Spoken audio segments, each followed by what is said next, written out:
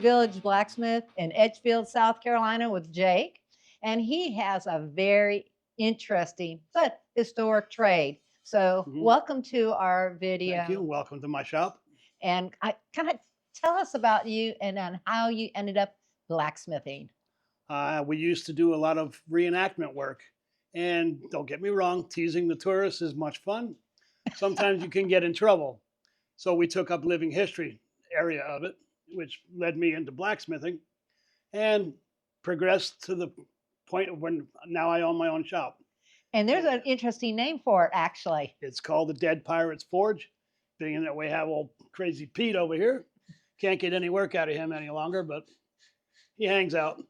So how did you end up with that name of 𝗕𝗿𝗸𝗃 Forge? Because he's dead and he doesn't work anymore. Such a simple answer. Yes. But you have some little piratery in the reenactment. That's what you like to do. We used, like I say, used to do a lot of pirate reenactment work and whatnot. Of course, they had blacksmiths on board ship and this and that. They had. I don't even think about that, but they would have needed that, right? Much metal on a lot of metal on the ship and whatnot.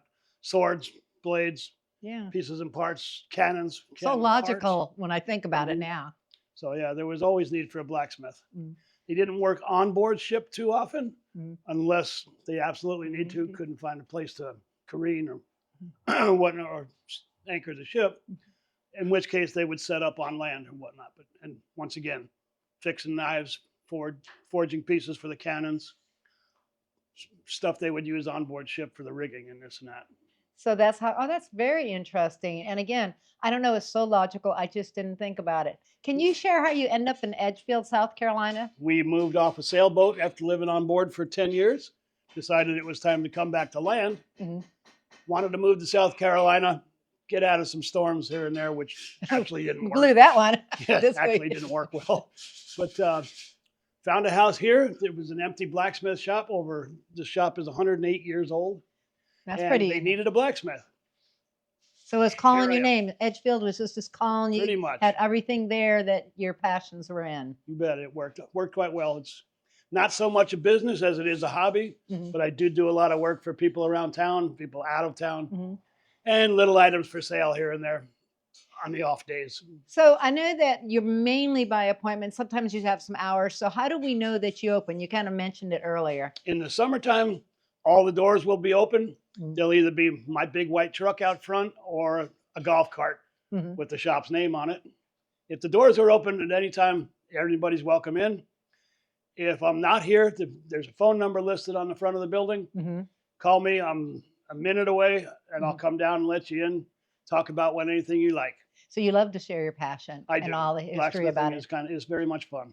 That's good. It's a good release because you get to really beat on things. So if you're upset, it's kind of like a rage room, but it's not a productive rage room. Start with a heavy piece of steel and make it small. Now I hear that you sometimes do demonstrations for students. We do. Or classes and let people come in that way. We do. The schools sometimes will bring classes of children in, assorted ages, not so much the teenagers, whatnot, but a lot of the younger kids in preschool or middle schools and this and that.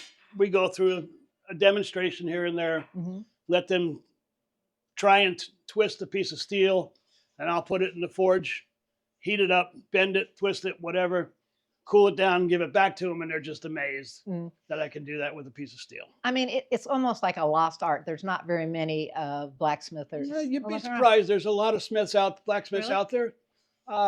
Most of them will work out of their garages and homes and things like that.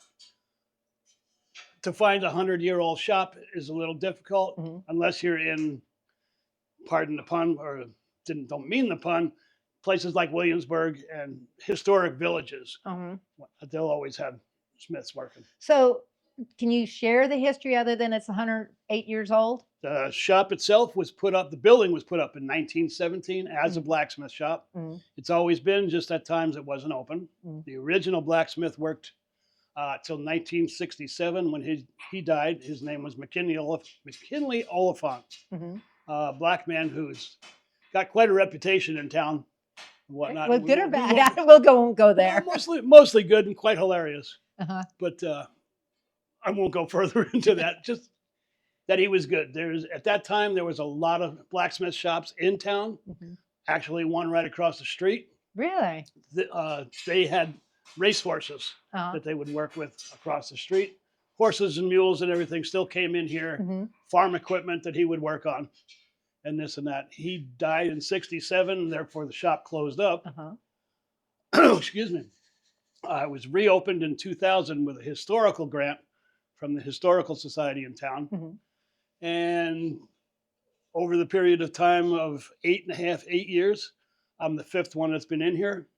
There was 3 women and a guy, not at the same time, but through the years.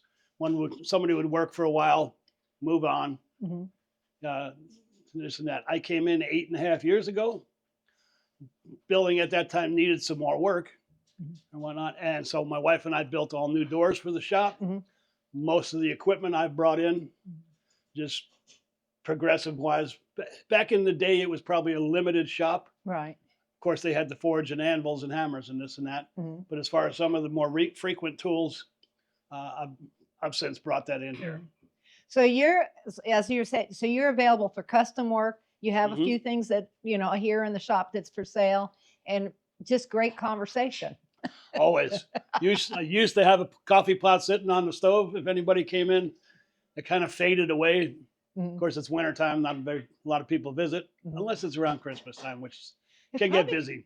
I bet you this would be great during Christmas to give people some little Depending Christmas on spirit. the items that I might have for sale Mm-hmm. or this and that, most of those are pretty well picked over right Mhm. now, Mm-hmm. whatnot. So by middle summer, I'll start working on Christmas gifts Mhm. and this and that. If I'm not into a big project, Mhm. I've done fence work, repairing fences. Most everything has to be brought to the shop Mm-hmm. because I'm not a mobile shop. Mm-hmm. But repairing fences, building small gates, Mm-hmm. pieces and parts. I've done a lot of flower work, making steel flowers, this and that, Interesting. ornaments. At So- that point, I can give you pictures Uh-huh. if you want to print some of the pictures with that. Well, good. I mean, that would be, and people could see them. Mm-hmm. Now, your location is really pretty convenient. It's just Mhm. off the square in Edgefield We're and on Jeter Street, right? we're 206 Jeter Street, right off the town square in town. It's kind of down the hill a little bit. A lot of times people will miss it. My Usually- husband missed it the other day when we were driving around, or was it Brandy? I can't remember who it was, but we Uh, went in circles, but we got back here. A lot of times, if I remember, I'll put an open sign flag outside, Mhm. or there's a windsock that hangs over here by my sign on the Mhm. building. But normally, when the doors are open, anyone's entitled in. Well, that's really nice, and it's really interesting, to watch them and even come in this building and feel the history here. Is there anything else, Jake, you might want to share? Just young man working right now on the anvil. His name is Connell. Mhm. He's actually building a very heavy fire poker Mhm. for a friend of his or whatnot. Say- So give us a wave. he's He's not going to wave. He's shy. So, is he learning the trade, or he's already He's knows got- the trade and he's just using the shop? he has a setup at his own house, Mhm. whatnot, but he comes down here on Saturdays. Oh, it's just a and whatnot. company, I Just- know. Yeah, come down, babble. What have you been building? What have I been building? This and that. Mhm. If he has questions, I can answer. Sometimes he does research. He answers some of my questions. So it's always constantly a learning situation. It's a place for conversation too, Most and definitely. good time, good cheer. Yep. So, I've had other Smiths come in, and we can just sit here and drink a beer Mhm. and babble for an hour or two. well, and that's whatnot. good. So it stays interesting. Well, thank you for agreeing to do this. I know Mhm. this, was not something that you were expecting, and I think is really great to share with the community. So some always- people can come have a conversation with you It's and always learn fun. about blacksmithing or little stories around the town. So, Mhm. so if you like this and find this video valuable, please like and subscribe to our YouTube channel. And remember, it's your home, your lifestyle, and we are your real estate team.